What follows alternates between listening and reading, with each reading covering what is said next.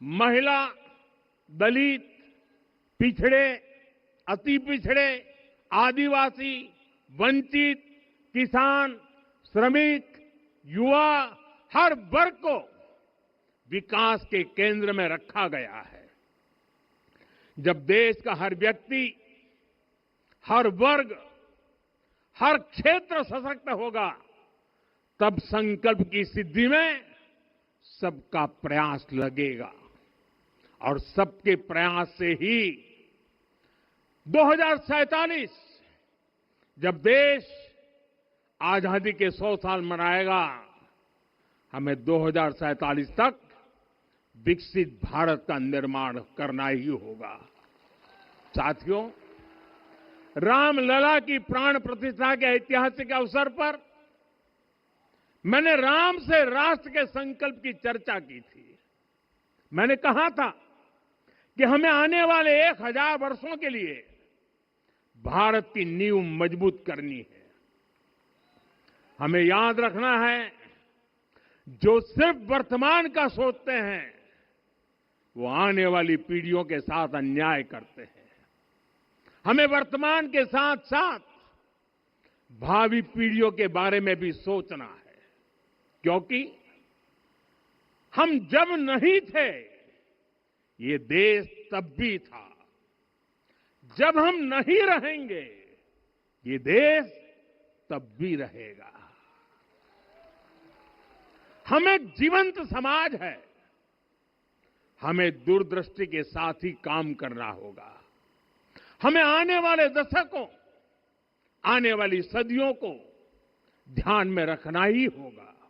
और साथियों, इसके लिए भी हमें प्रभु राम से सीखना होगा। हमें उनके व्यक्तित्व को समझना होगा, हमें उनके व्यवहार को आत्मसात करना होगा। हमें याद रखना होगा, राम यानी आदर्श, राम यानी मर्यादा, राम यानी जीवन का सर्वोच्च चरित्र, राम यानी सत्य और पराक्रम का संगम। दिव्य गुणे शक्र समो रामः सत्य पराक्रमः। राम यानी धर्म पथ पर चलने वाला व्यक्तित्व। रामः सत्पुरुषो लोके सत्यः सत्यपरायणः। राम यानी जनता के सुख को सर्वोपरि रखना, प्रजा सुखत्वे चंद्रस्य। राम यानी धर्म और क्षमा का दरिया। वसुधाया क्षमा गुणे है। राम यानी ज्ञान और विवेक की पराकाष्ठा। बुद्धया बृहस्पते तुल्य।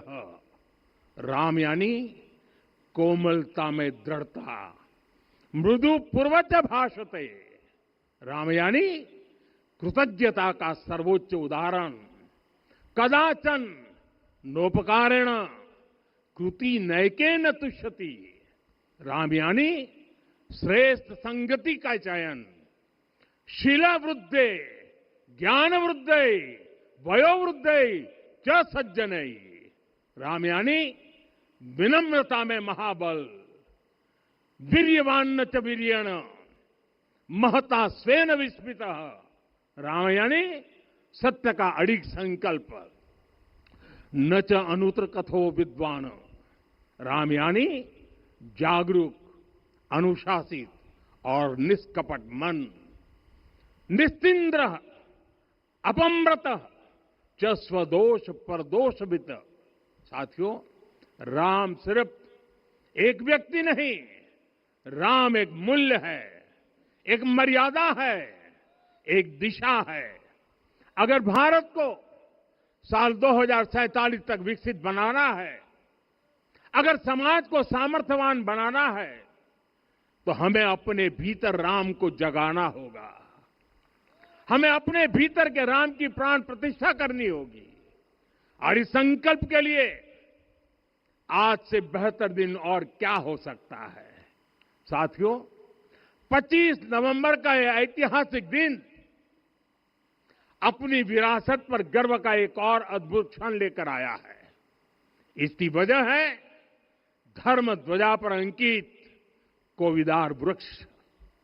ये कोविदार वृक्ष इस बात का उदाहरण है कि जब हम अपनी जड़ों से कट जाते हैं तो हमारा वैभव इतिहास के पन्नों में दब जाता है। साथियों, जब भरत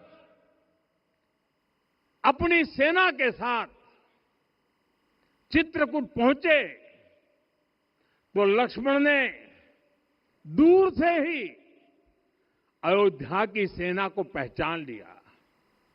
ये कैसे हुआ? इसका वर्णन वाल्मीकि जी ने किया है।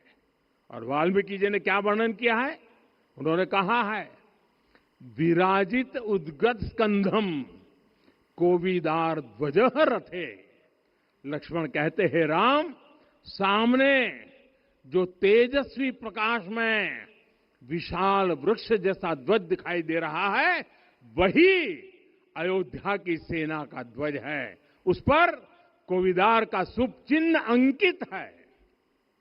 साथियों, आज जब राम मंदिर के प्रांगण में कोविदार फिर से प्रतिष्ठित हो रहा है, यह केवल एक वृक्ष की वापसी नहीं है, यह हमारी स्मृति की वापसी है, हमारी अस्मिता का पुनर्जागरण है, हमारी स्वाभिमानी सभ्यता का पुनः उद्घोष है। कोविदार वृक्ष हमें याद दिलाता है कि जब हम अपनी पहचान भूलते हैं तो हम स्वयं को खो देते हैं, और जब पहचान लौटती है तो राष्ट्र का आत्मविश्वास भी लौट आता है। और इसलिए मैं कहता हूं, देश को आगे बढ़ना है तो अपनी विरासत पर गर्व करना होगा। साथियों, अपनी विरासत पर गर्व के साथ साथ एक और बात भी महत्वपूर्ण है, और वो है गुलामी की मानसिकता से पूरी तरह मुक्ति। आज से 190 साल पहले 190 साल पहले साल 1835 में 1835 में मैकाले नाम के एक अंग्रेज ने भारत को अपनी जड़ों से उखाड़ने के बीज बोए थे। मैकाले ने भारत में मानसिक गुलामी की नींव रखी थी। 10 साल बाद यानी 2035 में उस अपवित्र घटना को 200 वर्ष पूरे हो रहे हैं। कुछ दिन पहले मैंने एक कार्यक्रम में आग्रह किया था कि हमें आने वाले 10 वर्षों तक उस 10 वर्षों का लक्ष्य लेकर चलना है कि भारत को गुलामी की मानसिकता से मुक्त करके रहेंगे। सुनो, माथुर का आदमी आएगा पैसे लेके 6:30 बजे। देखना पलट ना जाए, याद रहेगा ना?